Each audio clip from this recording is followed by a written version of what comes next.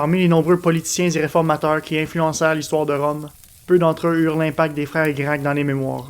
Les auteurs anciens louèrent leurs nombreuses qualités plusieurs siècles après leur mort, et certaines de leurs réformes, quoique détestées de leur vivant, devinrent mesures standards des siècles plus tard. Adorés par certains, haïs et vilipendés par d'autres, leurs idées novatrices et leur destin tragique continuent d'inspirer la passion pour ces deux défenseurs de la République romaine. Dans cette série de vidéos, nous verrons en détail leur vie courte, mais non moins importante pour l'histoire de Rome. Mais comme tout bon joueur de Crusader Kings 2 peuvent en témoigner, les ancêtres, les origines familiales et le milieu dans lequel ils évoluent sont très importantes dans le développement d'un individu et nous aident à comprendre qui ils sont. Dans cette vidéo, nous parlerons de leurs origines familiales, de leur éducation et des modèles qu'ils ont eus pendant l'enfance. Les vidéos qui suivront ensuite celui-ci parleront de leur vie adulte et de leur carrière militaire et politique. L'histoire de Rome est profondément ancrée dans la guerre. La guerre faisait partie intégrale de leur culture, de leur histoire et de leur mythe. Elle faisait même partie intégrale de la fondation de Rome avec le viol des Sabines au 8e siècle avant notre ère. Mais c'est au milieu du 4e siècle avant notre ère que la société romaine entre dans une période de guerre presque constante qui durera presque 900 ans. Il faut aussi mentionner que dans la société romaine antique, un vrai Romain respectable ne faisait que deux choses, de l'agriculture et de la politique. Le commerce et l'artisanat étaient mal vus et les emplois rémunérés étaient rares. Même si leurs terres agricoles étaient pauvres et la production agricole y était difficile, les Romains étaient fiers. Ils mangeaient de la soupe aux roches et ils étaient fiers de leur soupe aux roches. Ça va être important plus tard. Concentrons-nous sur le 2e siècle avant notre ère. À ce stade-ci, Rome était presque constamment en guerre depuis près de 200 ans. Chaque nouvelle victoire de Rome apporte son lot de tribus, de richesses pillées et de taxes. Ce ruissellement de richesses vers Rome créa un grand changement économique dans une société majoritairement agraire, ce qui mena à une dévaluation importante du denier et une augmentation du coût de la vie qui affecta particulièrement les classes sociales les plus pauvres. En plus de l'afflux de richesses, les conquêtes militaires créèrent un afflux d'esclaves vers l'Italie. Ces esclaves étaient non seulement utilisés comme travailleurs ou main-d'œuvre agricole, mais aussi comme tuteurs, professeurs et nourrices. Leur grand nombre les rendait omniprésents dans la société romaine. Les conquêtes de territoires et l'afflux de richesses stimula le commerce et permit à Rome de s'approvisionner en plusieurs denrées, dont l'huile et les céréales. D'énormes quantités de céréales arrivèrent à Rome des nombreuses terres fertiles récemment conquises. Puisque les terres d'où les grains et l'huile venaient étaient bien plus fertiles que les terres agricoles romaines, leurs producteurs pouvaient les vendre moins cher comparativement au blé et à l'huile romain. À cette époque-là, l'armée romaine est encore une armée de soldats conscrits. Seuls les hommes qui avaient la citoyenneté romaine et qui étaient propriétaires de terres étaient conscrits dans l'armée. Et je ne parle pas des grandes propriétés agricoles qui dominaient les campagnes de l'Empire romain. Je parle de petites terres familiales. Parce que traditionnellement, les hommes romains faisaient de l'agriculture pour subvenir aux besoins de leur famille et pouvaient être appelés à servir dans l'armée. La raison pourquoi les Romains ne recrutaient que les propriétaires terriens était parce qu'à cette époque-là, les gens pensaient que seuls les propriétaires de terres seraient vraiment prêts à combattre parce qu'ils avaient quelque chose à perdre. Tandis que la classe de Romains libres mais pauvres, les capitecenses, ce qui veut dire en latin « ceux qui n'ont que leur tête », n'étaient pas recrutés. Parce qu'aux yeux de la société romaine, ces gens-là n'avaient rien à perdre et ne se battraient pas avec la même volonté de gagner. Alors les hommes propriétaires étaient constamment appelés à combattre dans des guerres qui se déroulaient de plus en plus loin. Quand les guerres étaient aux alentours de Rome, les hommes pouvaient rentrer pour semer et cultiver leurs terres, puis combattre pendant que les récoltes poussaient. Mais quand les guerres commencèrent à se dérouler à l'extérieur de l'Italie, les hommes pouvaient être partis à la guerre pendant plusieurs années, loin de leurs femmes et de leurs enfants. Mais les familles devaient quand même exploiter les terres pendant leur absence s'ils voulaient subvenir à leurs besoins puis payer leurs impôts. Et malgré leurs efforts, les femmes n'arrivaient pas à effectuer le travail des hommes à la ferme. À cela s'ajoute aussi ce que j'ai mentionné plus tôt. Les terres agricoles romaines étaient pauvres. Et le blé et l'huile bon marché venus d'ailleurs forçaient les producteurs à vendre leur maigre production moins chère. Alors les pauvres femmes sans aide n'arrivaient donc pas à produire assez pour nourrir leur famille, couvrir leurs dépenses et payer leurs impôts, ce qui les forçait à emprunter de l'argent aux riches afin de survivre. Mais les guerres s'éternisaient. Soit les hommes ne pouvaient pas rentrer chez eux car leur mobilisation n'était pas terminée, soit ils mouraient au combat, ou bien ils rentraient finalement chez eux pour être reconscrits quelques années plus tard. Alors les cultivateurs romains n'arrivaient pas à produire assez pour nourrir leurs familles, payer leurs impôts et repayer leurs dettes aux familles riches. Les familles étaient donc forcées de soit se vendre en esclavage pour payer leurs dettes, ou carrément vendre leurs terres et devenir à leur tour des capitecenses. C'est à leurs yeux une grande injustice d'être appelés à combattre les ennemis de la République, servir vaillamment pendant plusieurs années, puis finalement revenir chez eux et découvrir que leur famille était maintenant esclave et que leurs terres ancestrales ne leur appartenaient plus. Il y avait même des cas où l'homme qui avait été appelé à servir n'avait pas de famille. Sa propriété était simplement inexploitée. Personne n'était à la maison pour acquérir des dettes et perdre la propriété. Mais plusieurs de ces hommes revenaient après leur long service militaire et découvraient que leurs voisins riches avaient inclus leurs propriétés dans leurs grands domaines agricoles. Ils partaient pendant des années, ils combattaient pour la République et se faisaient voler leurs terres par leurs propres concitoyens. Ces hommes riches avaient bien sûr leur fier à bras, qui ne se gênaient pas de battre quiconque pourrait venir importuner leur employeur. Et il n'existait pas de recours légal pour avoir sa terre une fois qu'elle avait été volée par un noble. Il existait bien sûr les cours de justice, mais les juges étaient de la classe sénatoriale. C'était majoritairement eux qui volaient les terres agricoles. Alors pensez-vous vraiment qu'ils allaient donner raison à un petit plébéien? Ces hommes n'avaient d'autre choix que d'aller en ville et de piler sur leur orgueil pour tenter de trouver un employeur ou de mendier dans les rues de Rome. Ces événements ont deux gros effets négatifs sur la société romaine. En plus d'avoir l'effet d'accentuer l'écart entre les riches et les pauvres parmi les citoyens romains, il réduit aussi le bassin de recrutement de l'armée romaine. Car rappelez-vous, l'armée romaine ne recrute que les propriétaires terriens. Les terres agricoles étaient lentement reprises par la classe sénatoriale et les nouveaux riches qui les ajoutaient à leurs grands domaines agricoles, alors que la classe des capitecensis ne faisait qu'augmenter. Il est évident que l'armée romaine finirait par avoir un problème de recrutement. Même si les sénateurs étaient proportionnellement plus actifs dans l'armée, ils étaient habituellement gardés plus en arrière, alors que les paysans étaient placés à l'avant et étaient utilisés comme chair à canon. Alors la classe sénatoriale et les chevaliers ne pouvaient pas combler les manques dans l'armée. Ce problème de recrutement était évidemment un grand problème pour un État comme Rome, qui était constamment sur le pied de guerre et qui voulait soumettre tous ses voisins. Après tout, le capital politique et les fortunes étaient bâtis sur les victoires militaires, et les politiciens romains étaient très ambitieux. Il était évident que tôt ou tard, un problème surviendrait si la situation n'était pas corrigée. Et ça, c'est sans compter les paysans qui étaient de plus en plus opposés à la conscription. Les paysans romains étaient parfaitement conscients que le fait d'être appelés à la guerre risquait de ruiner leur famille. Certaines personnes ont vu le problème arriver et ont tenté de remédier à la situation. Les plus célèbres de ces hommes étaient les frères Tiberius et Caius Gracchus, qui dédieront leur courte carrière politique à tenter de remédier à ce problème et restaurer la classe moyenne romaine. Maintenant que nous avons établi le setting historique, regardons leur historique familial. Et oui, c'est important si nous voulons avoir une bonne vue d'ensemble des personnages et de leur histoire. Les Grecs étaient issus de deux grandes familles prestigieuses. Tout d'abord, leur mère, Cornelia Scipion, née d'une famille patricienne très importante, était la fille du grand héros romain Publius Cornelius Scipio, surnommé Scipion l'Africain suite à sa victoire contre les Carthaginois, menée par le brillant Hannibal Barca pendant la Deuxième Guerre punique. Scipion l'Africain accumula une fortune énorme lors de son consulat pendant la Deuxième Guerre punique et quand il servit comme légat en Grèce sous les ordres de son frère Lucius Scipio.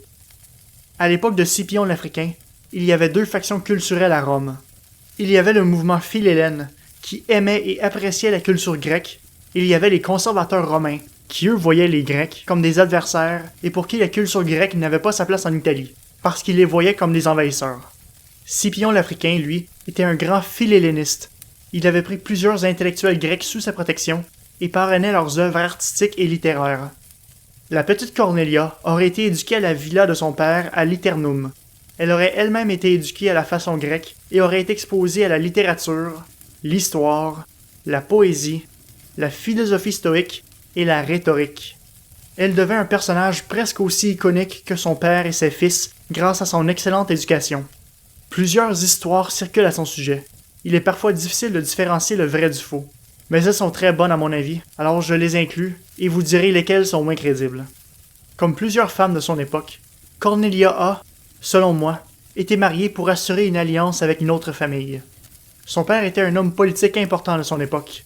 Il va sans dire qu'il avait bien sûr son lot d'ennemis. Un de ses ennemis politiques était Tiberius Sempronius Gracchus, un grand leader politique de son époque. C'était le jour d'une fête religieuse, pendant le grand festin de Jupiter tenu sur le Capitole. Tiberius Sempronius Gracchus, qui était à ce stade-ci tribun de la plèbe, profita du fait que les gens étaient réunis pendant le banquet pour prendre la défense de Lucius Scipion, le frère de Scipion l'Africain, alors que Tiberius était lui-même l'ennemi juré du clan des Scipions. On dit qu'il en fit un spectacle, et utilisa son droit de veto de tribun de la plèbe pour s'opposer à l'emprisonnement de Lucius. D'après Plutarque, Tiberius proclama qu'il ne souffrirait point de voir Lucius être enfermé dans la même prison où son frère Scipion l'Africain y avait lui-même enfermé tant d'ennemis de la République. Les sénateurs pressèrent Scipion l'Africain d'enterrer la hache de guerre sur le champ en offrant à Tiberius la main de sa fille en mariage. Les sénateurs insistèrent pour que les deux hommes se prennent dans leurs bras et que l'accord de mariage soit conclu avant la fin du festin. L'auteur de ce livre raconte qu'après le festin, Scipion l'Africain retourna chez lui pour annoncer à sa femme Amélia qu'il avait promis la main de leur fille cadette. Amélia se fâcha et se plaignit qu'elle n'avait pas été consultée sur le sort de sa fille. Elle lui dit qu'en tant que mère, elle avait son mot à dire, même s'il l'avait promis à Tiberius Sempronius Gracchus. Alors, ravi de la coïncidence, Scipion annonça à Amélia que Tiberius était justement le fiancé. Cette nouvelle aurait apparemment ramené l'harmonie dans la maison. Plusieurs modernes, comme Suzanne Dixon, doutent de l'authenticité de cette histoire.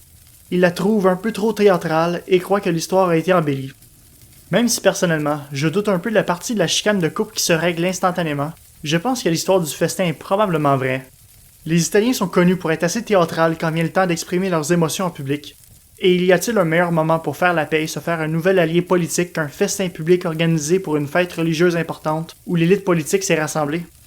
Si je voulais faire un grand spectacle politique, je ne pourrais probablement pas trouver une meilleure occasion de le faire. Revenons à nos fiançailles. Nous savons qu'à ce moment-là, Scipion était assez âgé, alors que Cornelia, elle, était assez jeune le jour de son mariage. Les modernes estiment que Cornelia était soit au début ou au milieu de l'adolescence. Certains modernes se basent même sur l'auteur ancien Polybe pour affirmer que Scipion l'Africain était déjà mort quand Cornelia fut fiancée à Tiberius le jour du festin. Les différentes histoires et anecdotes sur le sujet se contredisent tellement que même les auteurs anciens ne savent pas si Scipion l'Africain était toujours vivant au moment des fiançailles de sa fille. Par contre, ce que nous savons c'est que Tiberius était tribun de la plèbe en 187 et Suzanne Dixon croit que le mariage a eu lieu en 183. Ce qui semble indiquer que Cornelia était trop jeune pour l'épouser au moment où le mariage avait été organisé et qu'ils ont dû attendre 4 ans. Tiberius avait aussi déjà commencé sa carrière politique, ce qui démontre la différence d'âge des deux mariés. Mais malgré ce qu'on pourrait en penser, leur mariage ne semble pas avoir été malheureux pour autant. Les deux mariés étaient des grands fans de la culture grecque et du mouvement hellénique de l'époque. La preuve, Cicéron, qui lui-même vécut 200 ans après l'événement, raconte que Tiberius était un grand orateur, et qu'il était reconnu, même 200 ans plus tard, pour l'éloquence d'un de ses discours où il s'était adressé aux Rhodiens dans un grec parfait. Ce qui nous démontre que Tiberius avait étudié la langue grecque et l'art de la rhétorique, que les Romains avaient appris des Grecs. Nos deux mariés étaient donc de vrais philhellènes. En plus d'être un grand philhellène, Tiberius était un homme politique important de son époque, même si son beau-père et ses fils semblent l'avoir éclipsé dans les registres historiques. Comme je l'ai mentionné plus tôt dans l'histoire de ses fiançailles, nous savons qu'il a été tribun de la plèbe. Mais il a aussi été consul à 2 reprises. Et pour ceux qui pourraient ne pas le savoir, un consul se trouve au sommet de la hiérarchie politique romaine, une sorte d'échelle des postes politiques que les Romains appelaient le cursus honorum. En gros, les consuls ont le pouvoir civil et militaire suprême. Le pouvoir civil suprême veut dire qu'ils écrivent et proposent des projets de loi, convoquent les citoyens pour voter les lois proposées, organisent les élections des magistrats et peuvent annuler la décision de tous les autres magistrats du gouvernement romain. Seules les décisions des tribuns de la plèbe et du Sénat échappent à l'autorité consulaire. Ce qui veut dire que oui, un consul peut annuler la décision d'un autre consul. En ce qui concerne le pouvoir militaire suprême, les consuls n'ont pas l'autorité de déclarer la guerre. Seul le Sénat romain a ce pouvoir. Mais une fois que le Sénat a déclaré la guerre, les consuls ont le pouvoir de recruter et mobiliser les troupes et nommer les officiers qui serviront sous leur commandement. Le consul avait aussi la responsabilité d'établir avec le Sénat les objectifs des campagnes militaires et les ressources militaires jugées nécessaires. Les consuls avaient même le pouvoir de vie ou de mort sur les soldats qu'ils commandaient. Cela incluait aussi le pouvoir de décimation, qui consistait à faire exécuter 1/10 de l'armée pour infliger un châtiment collectif et ramener la discipline parmi les rangs. Le poste de consulat, et tous les pouvoirs qu'il conférait, étaient réservés à un petit groupe de citoyens. La majorité des Romains, même parmi l'élite, ne seraient jamais consuls. Alors il est spectaculaire que Tiberius ait obtenu le consulat à 2 reprises. Et chacun de ces consulats rapporta à Tiberius un triomphe dans les rues de Rome. Le triomphe militaire était une parade organisée en l'honneur d'un consul et de l'armée qu'il dirigeait.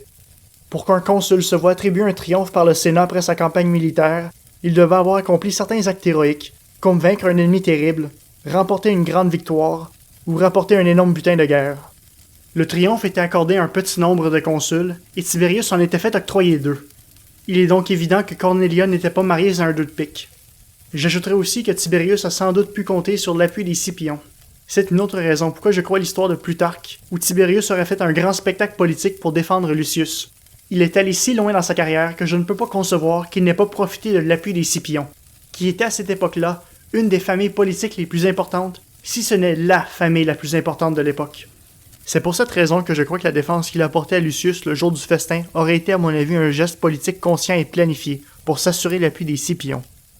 Parlons maintenant de leur vie familiale. Comme je l'ai mentionné plus tôt, nos deux mariés étaient de grands philhellènes. Leur demeure devait être riche de culture grecque, et Suzanne Dixon raconte que Cornelia aurait sans doute continué de s'éduquer alors qu'elle était mariée à Tibérius.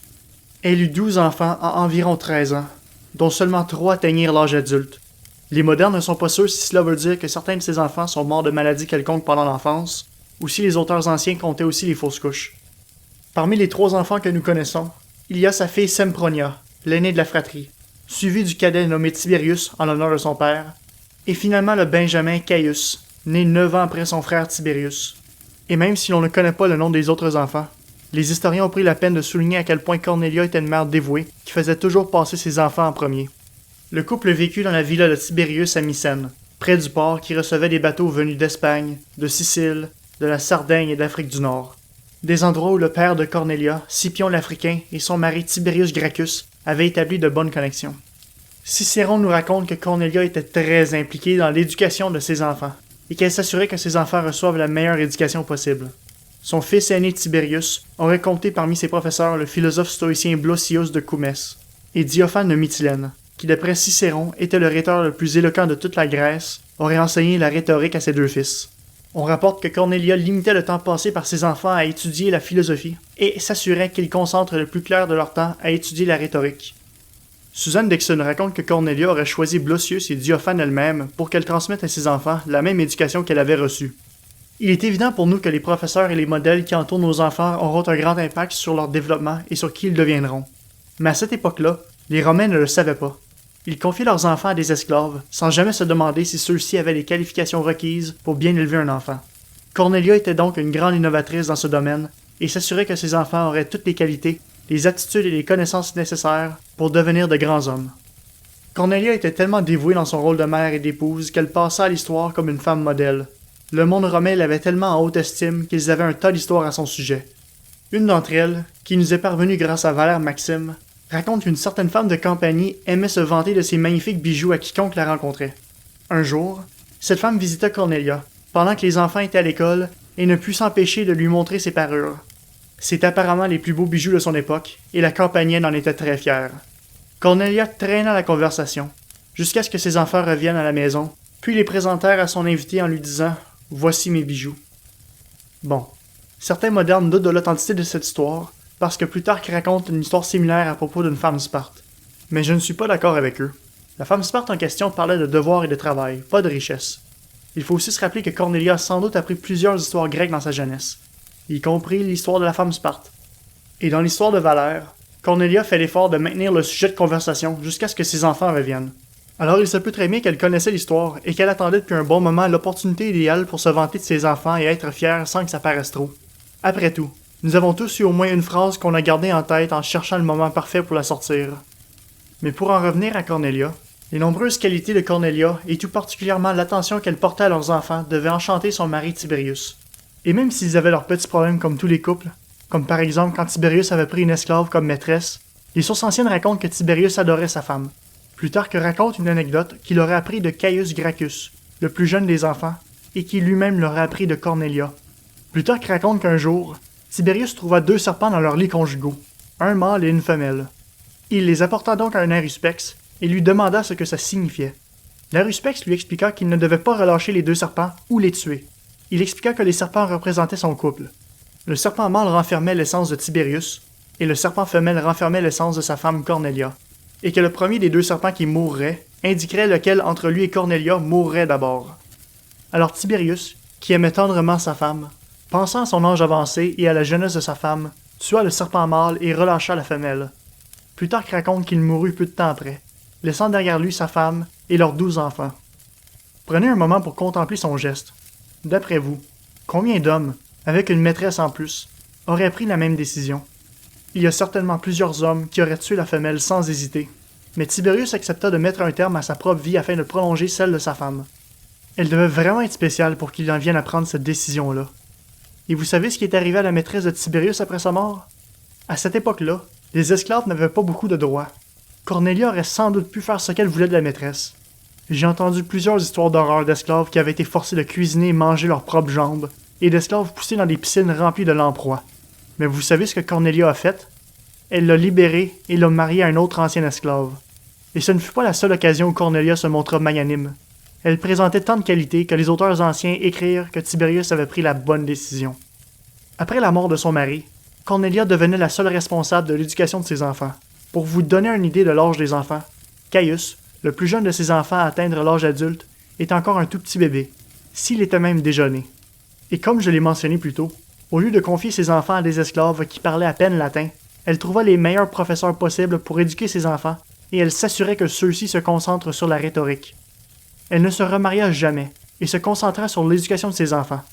Mais ce n'est pas parce que notre Cornelia n'a jamais eu de prétendant, car figurez-vous qu'elle s'est faite courtiser par le pharaon d'Égypte Ptolémée VIII. Un des membres de la dynastie des Ptolémées demanda à Cornelia de l'épouser. Vous vous rendez compte? C'est le rêve de toute femme d'épouser un roi et de devenir reine. N'importe quelle femme aurait sauté de joie en criant oui, mais pas notre Cornelia. Elle refusa d'épouser un pharaon parce qu'elle voulait se concentrer sur l'éducation de ses enfants et elle voulait en faire de bons Romains. On comprend un peu mieux pourquoi les Romains l'avaient en aussi haute estime. Il faut dire que Cornelia n'avait nul besoin d'envier les joyaux de la couronne d'Égypte, parce qu'après tout, elle avait déjà ses propres bijoux qui l'attendaient à la maison. C'était mon vidéo sur l'origine des Gracques. En faisant une recherche sur leur enfance, j'ai découvert l'histoire de Cornelia, et je la trouvais trop intéressante pour passer à côté. Ça risque aussi d'être mon dernier vidéo en français. J'ai des difficultés avec l'audio, et enlever tous les clics et les pops de la version française et de la version anglaise me prennent beaucoup trop de temps. Si je veux uploader de façon fréquente, il faut que je trouve une manière de régler mon problème d'audio, ou bien je coupe un des channels. Alors pour le moment, je vais continuer ma série en anglais, et je vais essayer de régler mes problèmes techniques. Je suis désolé pour le monde que ça peut importuner. J'aurais vraiment aimé avoir une chaîne en français, mais bon. Le prochain vidéo sera sur Tiberius Gracchus, et je vais le mettre sur ma chaîne en anglais. Quand il va être prêt, je vais le linker à cette vidéo aussi. J'espère que vous aurez aimé mon vidéo. Si vous l'avez aimé, laissez un like, laissez un commentaire, me dire ce que vous en pensez. Et puis, à la prochaine.